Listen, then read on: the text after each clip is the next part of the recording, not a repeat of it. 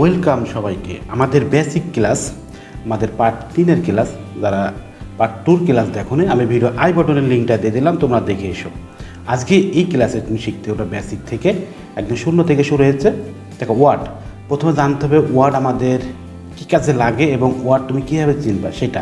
দেখো, ওয়ার্ড মানে শব্দ, এবং এই ওয়ার্ড হচ্ছে যদি অনেকগুলো লেটার, এক কথায় লেটার আগে শেখুনি পার্ট 1-2 ক্লাসে, লেটার অনেকগুলো লেটার পাশাপাশি বসে যখন একটা শব্দ তৈরি করে, ওই শব্দটা অর্থ থাকা লাগবে, সেইটা কিন্তু ওয়ার্ড বলা হয়। কেমন তোমাকে আমি বললাম পেন, PEN, এটা কিন্তু আমি স্পেস দিয়েছি মাঝে। দেখো, এখন এইটা যদি আমি এক জায়গায় লিখি PEN, এই যে এক জায়গায় লিখে একটা পূর্ণাঙ্গ শব্দ তৈরি করছি, মানে পাশাপাশি আমি সাজিয়ে নিয়েছি।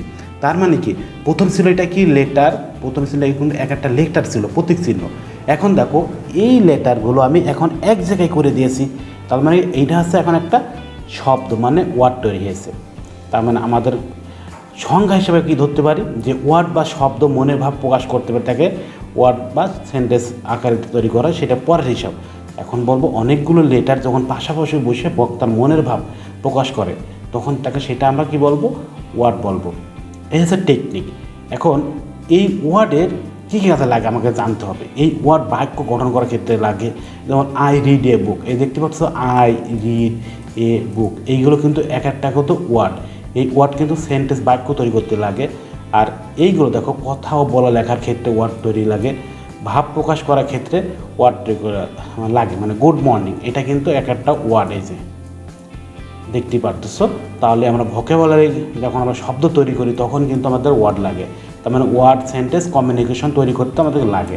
তাহলে ছোট্ট একটা ক্লাস আমি বলে দিলাম ওয়ার্ড কি, ওয়ার্ড কাকে বলে, সবগুলো কিন্তু আমি বলে দিয়েছি, এর কোনো প্রকার নাই। তাহলে ছোট্ট একটা বিষয় থেকে জানতে পারলে এবার নেক্সট আমরা আরেকটা ক্লাস দেখবো। পরবর্তী ক্লাস দেখার জন্য তোমাদেরকে রিকোয়েস্ট করা হলো।